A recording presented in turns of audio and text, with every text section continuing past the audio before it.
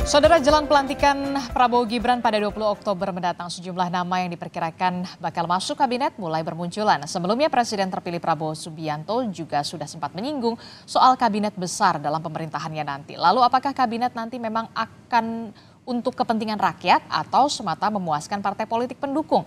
Kita bahas bersama dengan sejumlah narasumber. Sudah ada Sekjen Partai Golkar, Pak Muhammad Sarmuji. Selamat pagi, Assalamualaikum Pak Sarmuji. Waalaikumsalam warahmatullahi wabarakatuh. Kemudian Selamat pagi. ada politisi dari PDI Perjuangan, ada Mas Guntur Romli. Selamat pagi, Assalamualaikum Mas Guntur. Selamat pagi, waalaikumsalam. Ya, Mas kemudian nanti Sarmuji, juga Mbak akan Aditya. bergabung bersama kita dari Burhanuddin Muhtadi, saudara. Tapi kita akan ke Pak Sarmuji dulu deh. Partai Golkar ini kan partai besar ya kan. Pilpres juga sudah kita lihat tingkatannya, perolehan suaranya. Jadi fix Partai Golkar ini akan dapat 7 kursi menteri dan Menko. Kalau jumlah kita tidak tahu persis ya. Dan kita tidak pernah memberikan target tertentu kepada Pak Prabowo sebagai presiden terpilih. Kami tidak mau Pak Prabowo terbebani oleh target-target yang dimintakan oleh partai politik termasuk Golkar. Kami memberikan keleluasaan kepada presiden terpilih untuk memikirkan formasi, komposisi, personalia mana yang akan diambil, khususnya dari Partai Golkar, karena kami beranggapan kabinet atau kabinet terutama itu adalah instrumen dari presiden terpilih untuk mencapai visi dan misinya dan janji politiknya kepada rakyat. Kita memberikan beban kepada Pak Prabowo untuk mencapai visi dan misinya, tapi kita harus fair, kita harus memberikan kewenangan Pak Prabowo untuk mencari cara bagaimana mencapainya. Jadi Golkar dalam posisi mendukung apa yang dilakukan oleh Presiden, karena kita menganggap bahwa kabinet adalah instrumen untuk mencapai visi dan misi Presiden Oke, terpilih. tapi kader Partai Golkar ataupun Ketua Umum Partai Golkar sudah dipanggil dong, sudah diajak ngobrol soal proporsi menteri ini. Salah satunya yang kita tahu Pak Bahlil Lahadalia, kemudian bahkan Pak Erlangga Hartarto juga dikabarkan akan menduduki kursi Menko, dan bahkan nama Mutia Hafid. Ya, Ketua Umum partai pasti sudah pernah diajak oleh Pak Prabowo untuk bicara tentang kabinet. Tetapi sekali lagi kami tidak bisa pastikan apakah pembicaraan itu kemudian tindak lanjutnya seperti apa, terserah presiden. Kami tidak ingin presiden terikat bahkan oleh pembicaraan antara ketua umum kami dengan presiden. Apapun materi yang disampaikan dalam pembicaraan itu sebenarnya tidak mengikat presiden terpilih untuk melakukan sesuatu atau tidak melakukan sesuatu. Tapi kami memang percaya Pak Prabowo adalah orang yang sangat tahu tentang Partai Golkar, karena Pak Prabowo merupakan alumni Partai Golkar. Jadi Pak Prabowo tahu persis bagaimana Golkar, kader Partai Golkar, bagaimana kekuatan teknokrasi kader Partai Golkar. Pak Prabowo tahu persis tentang itu. Oke, apalagi bisa dikatakan ya Pak Prabowo ini lahir dari rahim Partai Golkar begitu ya. Ya pastinya 7 menteri atau mungkin bahkan bisa lebih lah ya, sudah diplotkan untuk Partai Golkar di posisi menteri. Saya ke Pak Mas Guntur. Mas Guntur, ini PDI Perjuangan juga santer nih. Ada 2 nama kadernya yang katanya sih akan masuk di jajaran menteri dari pemerintahan Prabowo Gibran. Ada nama Pak Budi Gunawan dan juga Pak Azwar Anas. Sudah adakah kemudian pembicaraan di internal PDI Perjuangan soal ini? Ya, terima kasih Mbak Adis. Jadi begini, hingga saat ini sikap politik PDI Perjuangan itu mau berada di dalam atau di luar pemerintahan itu belum diputuskan oleh Ibu Ketua Umum. Jadi dalam ADRT kami itu kan jelas bahwa soal sikap politik itu ditentukan oleh Ibu Ketua Umum. Kemudian yang kedua terkait nama-nama yang beredar yang katanya orang PDI Perjuangan akan masuk dalam kabinet Pak Prabowo ya. apakah 2 atau 3 nama, itu kami ingin menegaskan bahwa itu bukan berasal dari kami, bukan berasal dari penawaran kami. Karena sampai saat ini sikap politik PDI Perjuangan itu belum diputuskan. Jadi kami juga dan juga dalam ADRT itu sudah jelas bahwa segala jabatan, misalnya terkait dengan penetapan calon presiden, wakil presiden, kemudian menteri, kemudian duta besar, kemudian jabatan-jabatan lainnya, kalau PDI Perjuangan diminta, ditawari ya, setelah ada kejelasan sikap, maka itu yang memutuskan adalah Ibu Ketua Umum. Jadi tidak ada di luar pintu Ibu Ketua Umum untuk pembicaraan soal nama-nama itu. Jadi karena sikap politik PDI Perjuangan sampai sekarang belum diputuskan, maka nama-nama yang beredar itu bukan dari kami, bukan penawaran dari kami, ya. Karena kita masih mau menunggu pertemuan antara Ibu Megawati dengan Pak Prabowo, kapan akan terjadi dan apa yang akan dibicarakan dan apa hasilnya, baru kita bisa bicara lebih jauh terkait misalnya ada nama-nama yang diminta. Kalaupun memang diminta, tapi kami tidak pernah menawarkan diri, PDI Perjuangan juga cukup sadar diri dan tidak mau kegeeran. Koalisinya Pak Prabowo juga sudah luar biasa, 80% lebih. Jadi kami menyadari bahwa, dan sikap politik kami juga ketika Pilpres juga kami memiliki calon sendiri dan kita juga sama-sama tahu bagaimana hasilnya. Jadi mohon menunggu dulu pertemuan antara Ibu Megawati dengan Pak Prabowo Subianto, baru kita bicara soal nama-nama yang beredar itu. Demikian, Mbak. Jadi kalau nama-nama yang beredar itu ada Pak Oli Dondo Kambe, bahkan kemudian ada Pak Azwar Anas dan juga Pak Budi Gunawan, itu memang nama-nama tersebut bukan berasal, informasinya itu bukan berasal dari PDI Perjuangan, tapi dari luar ya. PDI Perjuangan. Kami tidak pernah menawarkan diri, kami tidak pernah menyodorkan nama-nama itu sebelum ada kejelasan sikap politik PDI Perjuangan yang ditentukan oleh Ibu Ketua Umum itu, Mbak.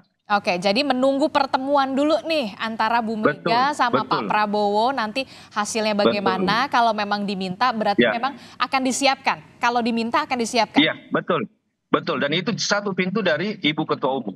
Tidak ada pintu yang lain ya. Karena itu sudah ada dalam ADRT kami, sudah jelas, sudah tegas ya menegaskan hal itu, gitu, Mbak. Yang disiapkan bisa jadi nama-nama itu juga ya, yang memang sudah santer diberitakan. Iya, makanya kita mau bicara soal pembahasan nama-nama yang beredar setelah ada kejelasan sikap ya dari PDI Perjuangan apa yang ditentukan. Karena ya harus terus terang juga, Mbak, kalau pertemuan antara Ibu Megawati dengan Pak Prabowo Subianto di internal kami itu tidak ada penolakan. Tidak ada dinamika, itu semua setujulah untuk sama-sama mencarikan suasana. Pertemuan dua tokoh ini kan sangat penting ya, untuk ya bisa dianggap juga menetralisir suasana. Tapi terkait dengan posisi, dengan sikap politik PDI Perjuangan itu sampai sekarang di PDI Perjuangan juga masih ada dinamika, masih ada pembicaraan. Kita lihat apa positif dan negatifnya kalau bergabung dalam pemerintahan selanjutnya. Dan juga kita juga sangat menyimak dan memperhatikan suara-suara masyarakat sipil. Ya, seperti soal bagaimana menjaga demokrasi, check and balances ya, kekuatan penyeimbang. Yang ini juga ada di rekomendasi PDI Perjuangan waktu Mukernas bulan Mei tahun 2024. Jadi, tapi kami sebagai kader menunggu saja apa yang akan diputuskan oleh Ibu Ketua Umum terkait sikap politik PDI Perjuangan. Begitu, Mbak. Nah, kalau tadi Anda juga sempat menyinggung soal fungsi kontrol dan pengawasan dan juga aspirasi dari masyarakat begitu. Nah, pertanyaan saya selanjutnya begini. Kalau PDI Perjuangan nantinya nih ya akan bergabung dengan pemerintahan, masuk dalam pemerintahan, ada beberapa kader PDI Perjuangan menduduki kursi menteri. Lalu bagaimana sikap PDI Perjuangan? Apakah bisa tetap kritiskah ketika masuk di dalam pemerintahan, bergabung dengan pemerintahan? Ya, makanya ini juga yang akan dibicarakan dalam pertemuan antara Ibu Megawati dengan Pak Prabowo. Kan terkait misalnya secara umum bagaimana soal nasib demokrasi kita dalam pemerintahan sekarang Pak Jokowi dalam 1 tahun ini ya, yang kita lihat suara-suara dari publik ya, dari akademisi, dari profesor, dari tokoh besar kan menyatakan keprihatinan mereka. Nah, ini juga yang harus juga dipertimbangkan ya, ketika memang mau katakanlah ada keputusan untuk masuk, apakah ada celah, ada ruang untuk PDI Perjuangan tetap kritis misalnya, melakukan oposisi strategis. Ini kan juga bisa menjadi bahan pembahasan. Karena kan tidak mungkin kalau misalnya masuk dalam pemerintahan itu sedemikian rupa mendukung, membabi buta dalam istilah ya, dalam tanda kutip ya, dalam pemerintahan itu ya, kalau kan harusnya kan kalau itu ada program yang bagus kita mendukung, dan kalau yang baik ya, yang baik ya bisa kami, yang buruk bisa kami tolak. Nah, ini kan terkait juga dengan posisi-posisi Mbak. Tapi ya apa setelah pertemuan Ibu Megawati dengan Pak Prabowo Subianto gitu. Gitu. Oke, kalau untuk Pak Sarmuji sendiri bagaimana sebenarnya dari koalisi Indonesia Maju Plus secara terbuka lah pasti menerima ketika memang ada Partai Demokrasi Indonesia Perjuangan ingin masuk bergabung karena memang Pak Prabowo sendiri mengatakan negara kita besar bung gitu, diperlukan koalisi gemuk ya karena itu salah satunya ingin pemerintahannya kuat. Ya, sejak awal kami mengambil sikap eh, Indonesia ini terlalu besar untuk diurus oleh sebagian kecil orang. Mhm. Karena itu, kalau Pak Prabowo juga ingin mengambil sebagian besar elemen masyarakat, elemen partai politik untuk masuk dalam kabinetnya, bagi Partai Golkar itu bukan sesuatu problem yang serius. Apakah nanti ada mekanisme check and balances? Apakah ada keseimbangan? Apakah ada mekanisme untuk mengingatkan kami di internal partai koalisi akan mengembangkan demokrasi internal di koalisi. Kami pasti ingin menjadi sahabat terbaik bagi Pak Prabowo untuk mensukseskan jalannya pemerintahan. Kami tidak ingin sahabat kami terperosok ke dalamnya. Kami tahu bahwa itu ada kesalahan. Hmm. Tentu kami akan mengingatkan ke Pak Prabowo, ini ada trap, ini ada jebakan, ini ada peluang kesalahan. Kami pasti akan ingatkan meskipun kami berada dalam koalisi pemerintahan. Hmm. Jadi keberadaan kami dalam pemerintahan sama sekali tidak menghalangi kami untuk memberikan masukan, bahkan eh, peringatan seandainya ada potensi-potensi kesalahan yang dilakukan oleh pemerintah. Jadi buat kami tidak masalah PDI Perjuangan masuk, monggo. Asalkan itu memang betul-betul demi tercapainya visi dan misi Presiden dan janji Presiden kepada rakyat Indonesia. Mhm. Oke, kita juga kedatangan Direktur Eksekutif Trias Politika Strategis, sudah ada Mas Agung Baskoro. Mas Agung, selamat pagi. Assalamualaikum Mas Agung. Selamat pagi Mbak Adisti, Waalaikumsalam semuanya, Bang Guntur, Pak Sarmuji, Mbak Iya, Adisti. di sini ada Mas Guntur Romli, Ya, kemudian Mas juga ada Agung. Pak Sarmuji juga membahas soal bagaimana nama-nama menteri di kabinet koalisi gemuk pemerintahan Prabowo Gibran yang dikatakan oleh Pak Prabowo memang koalisi ini bisa dikatakan gemuk memang supaya pemerintahan kita kuat karena negara kita besar. Apakah Anda melihat ini merupakan menjadi salah satu alasan utama ataukah memang ada power sharing di sini yang memang harus di apa ya diplot-plotkan kepada partai pendukung Prabowo Gibran yang pada saat itu kita tahu Pilpres banyak sekali yang mendukung Prabowo Gibran. Iya Mbak Adisti, jadi ini semacam kontraksi politik ya dari sistem politik kita yang presidensil berpadu dengan sistem multipartai ekstrim. Jadi mau nggak mau Pak Prabowo harus mengakomodasi teman-teman partai yang sudah mengusung beliau berkoalisi di Pilpres kemarin agar ada keharmonisan ataupun stabilitas politik dalam jangka panjang. Bila ini tidak terangkum dengan baik, otomatis ada dalam tanda petik ya ketidakpuasan ataupun dinamika di internal koalisi yang besar ini sehingga sedikit banyak akan membuat ya ruang-ruang yang kontraproduktif justru di pemerintahan Pak Prabowo sendiri dan saya kira Pak Prabowo tidak mau itu terjadi dan bersyukurnya kita lihat bagaimana transisi yang sangat mulus sekali di level eksekutif ya di level legislatif saya berulang kali mengungkapkan bahwa kemarin kita tahu bahwa Mbak Puan jadi ketua DPR, kemudian Pak Muzani jadi ketua MPR, itu kan proses yang sebenarnya di belakang panggung sangat panjang. Ya, ketika ada dinamika, apakah revisi Undang-Undang MD3 perlu, kemudian tidak ada terjadi, Bu Puan terpilih, kemudian Pak Muzani juga begitu. Karena kalau kita sorot kan sebenarnya ketua MPR ini dalam tanda petik kaplingnya Bang Sarmuji sebenarnya Partai Golkar. Bukan Gerindra. Tapi yang menarik di belakang panggung itu terjadi dan akhirnya Gerindra yang terpilih. Dan ini semacam dalam tanda petik ya, saya melihatnya harmonisasi antara PDIP yang Gerindra yang baik dan sedikit banyak bisa berlanjut di eksekutif ketika nanti Pak Prabowo akan memilih menteri-menterinya, Mbak Adisi. Jadi ini yang saya lihat bahwa kemungkinan PDIP masuk sangat besar dan kita berharap ini tidak banyak ya mengganggu soal check and balances. Tadi Bang Guntur juga bilang ini bisa menjadi dalam tanda petik koalisi strategis oposisi yang objektif. Dan harapannya itu yang terjadi ya. Dan saya ingin menyoroti poin baru soal wakil menteri Mbak Adisti. Oke, Wakil Menteri.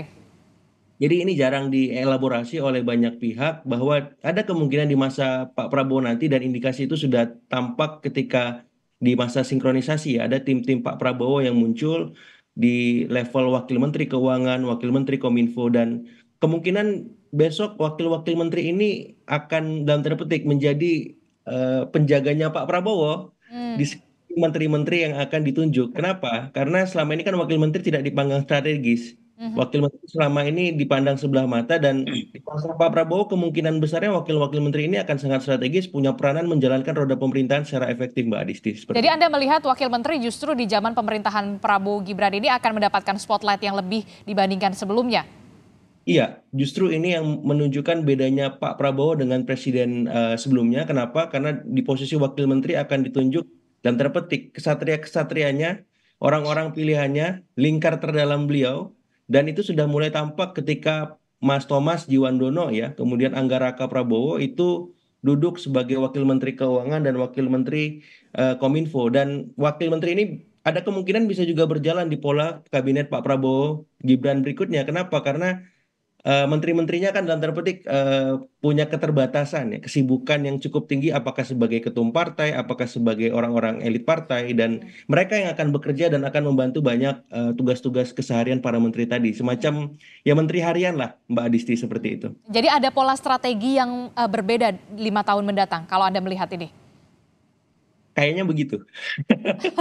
Oke, ini juga selain dari partai politik ya Mas Agung yang kemudian Ya, kita soroti juga kan Pak Prabowo mengatakan maunya tuh Zakon kabinet, yang berasal dari orang-orang profesional. Ada 15 nama yang beredar nih ya kalangan ya. profesional. Ada salah satunya ada nama Pak Pratikno masih masuk, kemudian Pak Erick Thohir, bahkan ada Pak Syafri Samsudin, kemudian Pak Budi Gunadi Sadikin juga masih masuk. Nah, Anda melihat peluangnya bagaimana untuk kalangan profesional ini untuk menempati posisi-posisi yang memang strategis di pemerintahan Prabowo Gibran? Iya, kemungkinannya besar dan itu sudah di-spill oleh Pak Jokowi ya. Pak Prabowo ketika kemarin pidato di BNI Summit Investor sama di PKB saat Rakornas.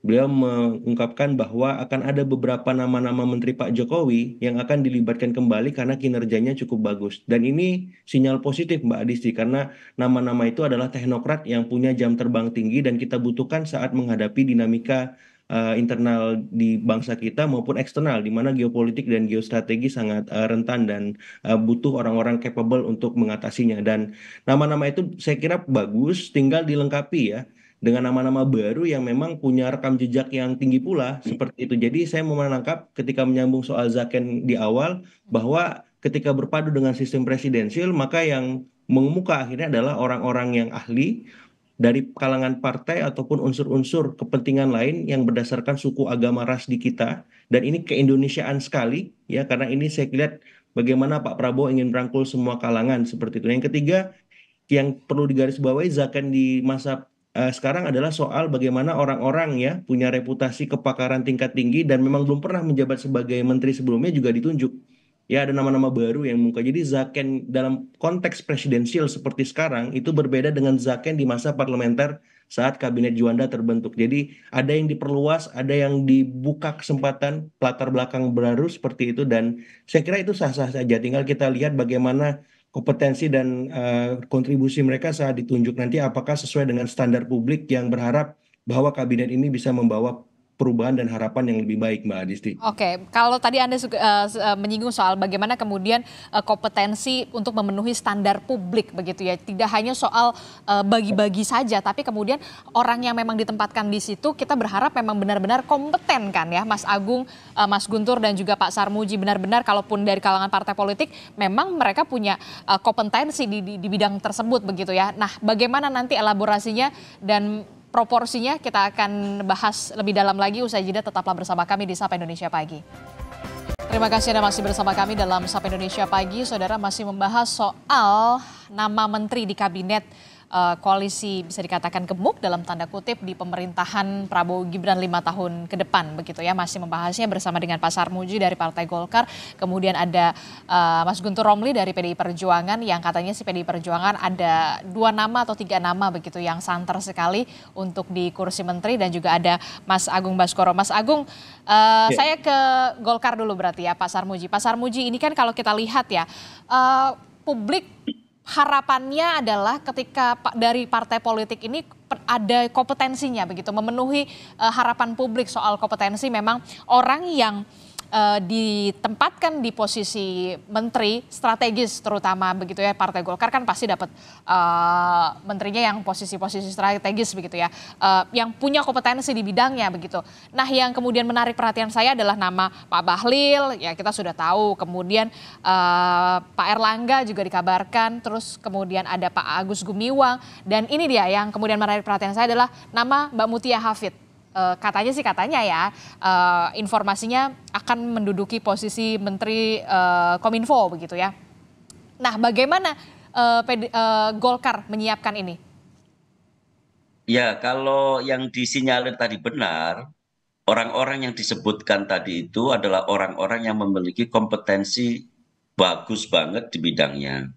Saya ingin ngambil contoh yang tadi disebutkan tentang Mbak Mutia misalkan. Mbak Mutia itu adalah insan pers. Bertahun-tahun dia menggeluti dunia informasi. Bahkan selama 2 periode Mbak Mutia menjadi ketua komisi yang membidangi tentang informasi Kementerian Kominfo. Jokowi tertarik dengan kompetensi Mbak Mutia lalu memasukkan ke dalam kabinet.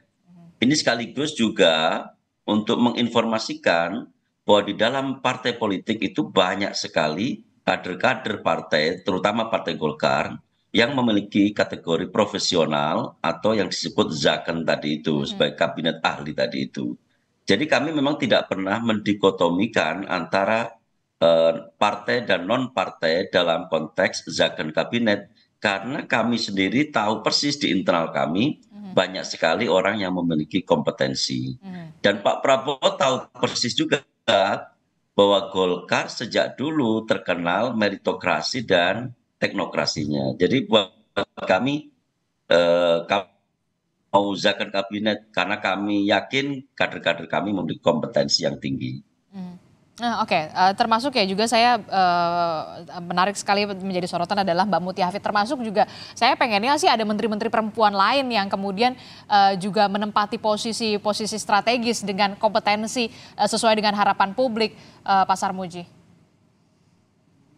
Ya, nanti Pak Prabowo pasti akan sudah menghitung itu keterwakilan perempuan, berapa perempuan yang harus masuk, lalu perempuan mana yang akan diambil. Tentu tidak sembarang perempuan.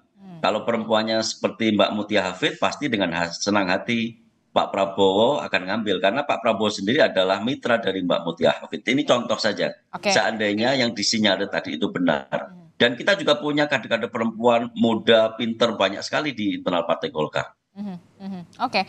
Saya ke Pak Mas Guntur Romli. Pak Mas Guntur, ini kan juga nama Pak Budi Gunawan itulah adalah satu nama yang kemudian juga santer. Kita akan lihat Pak Budi Gunawan ini akan menduduki posisi menteri apa? Kita lihat nih grafisnya. Oke. Nah, ini dia. Kita hadirkan nama-nama calon menteri yang menguat di kabinet Prabowo Gibran. Ada nama Jenderal Purnawirawan Budi Gunawan yang diproyeksikan atau kabarnya akan menempati posisi Menko Politik dan Keamanan. Nah, ini menurut Anda seperti apa dari PDI Perjuangan? Sudah menyiapkan nama Budi Gunawan ini memang sudah sesuai dengan background-nya Menko Politik dan Keamanan? Kalau memang diminta, lagi-lagi saya akan garis bawahi. Ya gini Mbak, jadi seperti saya sampaikan tadi bahwa kami tuh belum bisa berkomentar kalau sikap politik PDI Perjuangan itu belum diputuskan oleh Ibu Ketua Umum. Jadi bisa jadi, dan kami juga menegaskan bahwa nama-nama yang beredar bukan berasal dari kami, bukan penawaran dari kami. Bisa jadi, memang ini kan semuanya dugaan atau harapan karena Ibu Megawati dengan Pak Prabowo itu kan mau bertemu. Akhirnya dianggap bahwa PDI Perjuangan itu mau masuk dalam pemerintahan selanjutnya. Padahal kan belum ada keputusan. Kemudian juga ada hubungan yang mesra antara PDI Perjuangan dengan Gerindra misalnya dalam isu strategis di parlemen. Sama-sama kemudian menolak revisi Undang-Undang Pilkada, menunda revisi Undang-Undang TNI Polri, kemudian tidak mengotak-atik Undang-Undang MD3, yang kemudian ketua DPR-nya tetap Mbak Puan, kemudian ketua MPR-nya itu Pak Ahmad Muzadi. Tapi ingin kami nyatakan bahwa itu kan menjawab suara-suara di publik, bukan hanya kepentingan dari PDI Perjuangan. Dan juga kalaupun hal-hal itu dipaksakan, misalnya mau disahkan revisi Undang-Undang TNI dan Polri, itu kan pasti akan membuat kegaduhan, akan ada demo-demo. Persis seperti revisi Undang-Undang Pilkada. Dan itu kan bertentangan juga dengan keinginan Pak Prabowo ketika mau pelantikan, kan semuanya harus kondusif, situasi harus positif gitu. Jadi kami melihat ada kerjasama strategis khususnya di parlemen, memang itu yang membuat hubungan antara Gerindra dan PDI Perjuangan itu mesra. Tapi terkait sekali lagi sikap politik PDI Perjuangan mau masuk kabinet pemerintahan itu belum diputuskan. Jadi kami belum bisa berkomentar, Mbak, tentang nama-nama yang beredar itu. Begitu. Jadi kami menunggu dulu, menunggu sikap politik Ibu Ketua Umum dulu, baru kami bisa memberikan komentar, ya. Begitu. Tidak mau melangkahi lah ya, ibaratnya begitu ya. Iya, betul Mbak, gitu. Karena memang harus satu pintu begitu ya, kita harus satu pintu, betul Mbak. Dari Ketua Umum PDI Perjuangan setelah nanti memang benar-benar akan terwujud pertemuan antara Bu Mega dan juga Pak Prabowo begitu ya. Yang katanya benar akhir pekan ini ya? Ya, insya Allah kita doakan, Mbak. Atau bertepatan dengan ulang tahun Pak Prabowo? Kita doakan aja, Mbak, biar cepat bertemu juga, biar juga ada kejelasan sikap, kemudian apa hasilnya itu kan. Jadi biar publik juga tidak menduga-duga dan tidak banyak spekulasi. Ya, karena bagaimanapun nama-nama yang beredar kan itu adalah orang-orang kader PDI Perjuangan ya.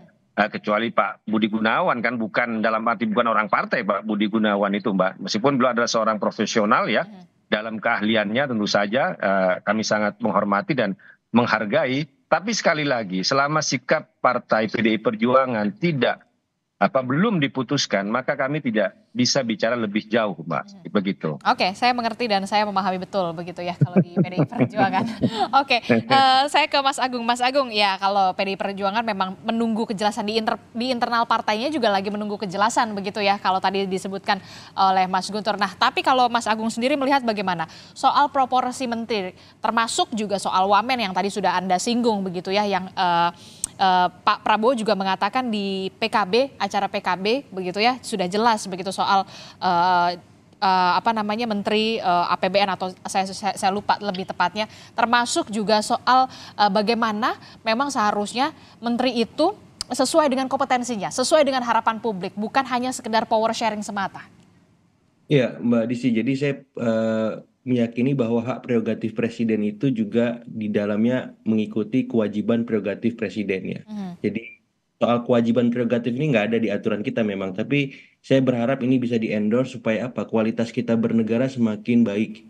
Ya, kewajiban prerogatif ini apa?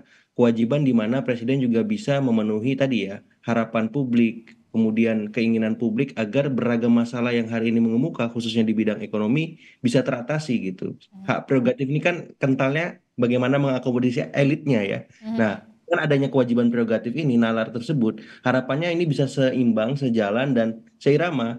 Dan ini bisa membantu Pak Prabowo untuk lebih banyak bicara dengan bebas ketika membawa nama Indonesia di luar seperti itu. Dan di dalam, karena apa? Karena timnya sudah bagus. Karena Pak Prabowo ini kan kita tahu orang yang sangat makromanajemen, Mbak Adisti. Dia butuh orang-orang mikromanajemen untuk memastikan visinya, program-programnya bisa berjalan dengan maksimal. Nah, di luar itu semua, representasi publik yang saya maksudkan di sini bisa hadir lewat komisi-komisi negara yang pernah terjadi di masa Pak Jokowi, KPK, PPK, ya Komnas Perempuan dan komisi-komisi independen lain untuk ikut terlibat menyeleksi. Dan oleh karena itu, saya lagi-lagi mendorong agar nama-nama menteri ini diumumkan lebih awal sebelum tanggal 20 katanya.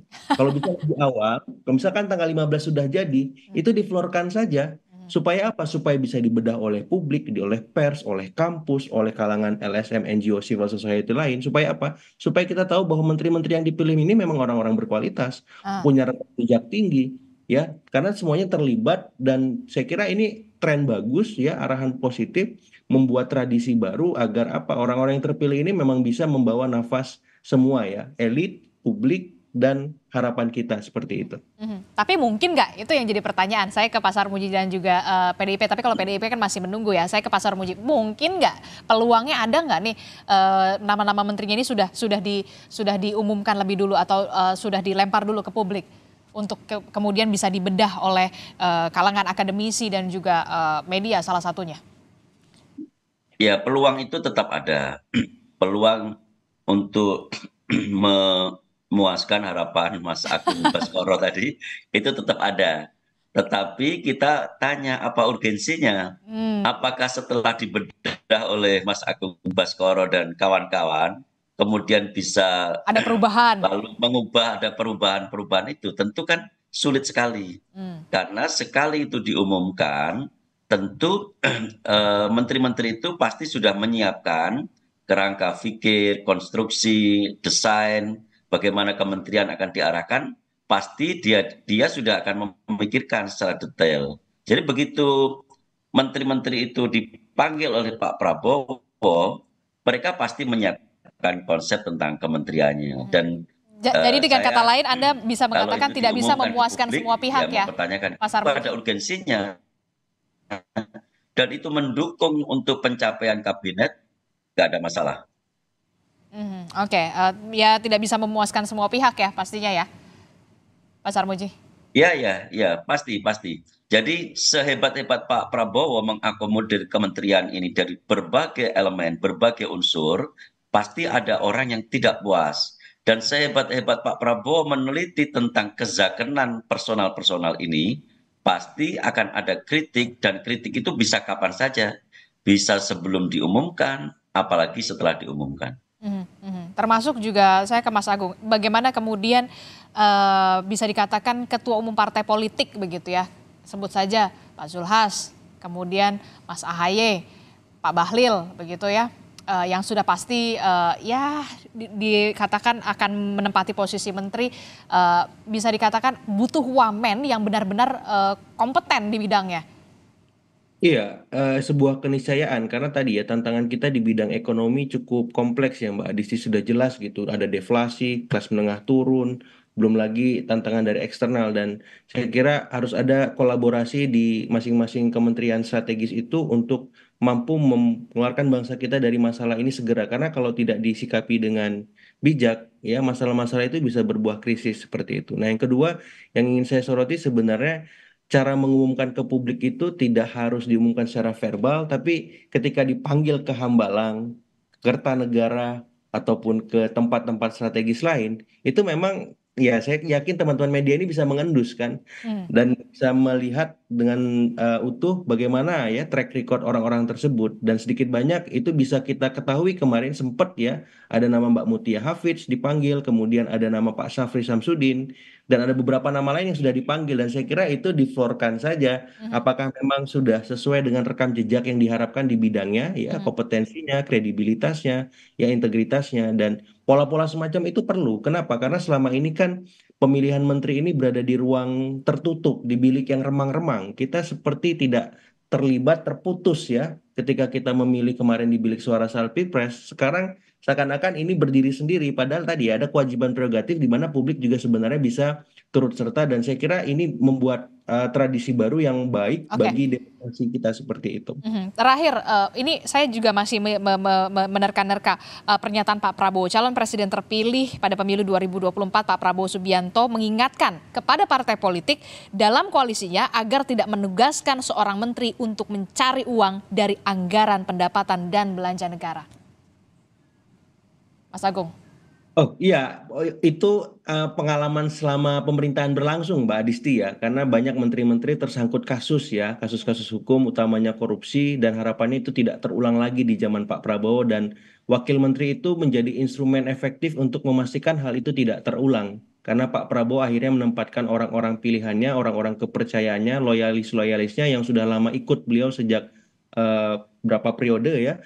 Dan saya kira itu hal positif sebagai bagian dari mekanisme pencegahan mitigasi supaya tidak terjadi korupsi lagi dan juga sebenarnya bisa dioptimalkan instrumen-instrumen penegak hukum selain orang-orang tadi. Agar apa? Agar kolaborasinya bisa memastikan ya kita benar-benar keluar dari masalah akut ya soal korupsi, ya, nepotisme dan seterusnya seperti itu. Oke, Pak Sarmuji, Anda bisa memastikan bahwa menteri-menteri yang kemudian dari Partai Golkar adalah menteri untuk tidak mencari uang dari APBN, Ya, sesuai dengan wanti-wanti Pak Prabowo. itu juga pesan dari ketua umum kami ya. Kami dalam melakukan rekrutmen, distribusi kader juga mempertimbangkan aspek tentang integritas. Jadi kita ingin memastikan orang-orang yang kita kirim ke kabinet adalah orang-orang yang memiliki integritas.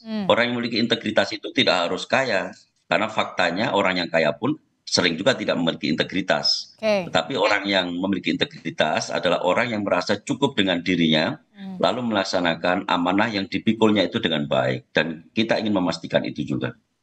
Oke, PDI Perjuangan terakhir, sambil menunggu nanti kira-kira pertemuan akan menghasilkan apa ya bisa dikatakan bergabung ya PDI Perjuangan. Kalau memang nantinya akan bergabung, bisa dipastikan sudah kader-kader terbaik nanti akan disiapkan dari PDI Perjuangan.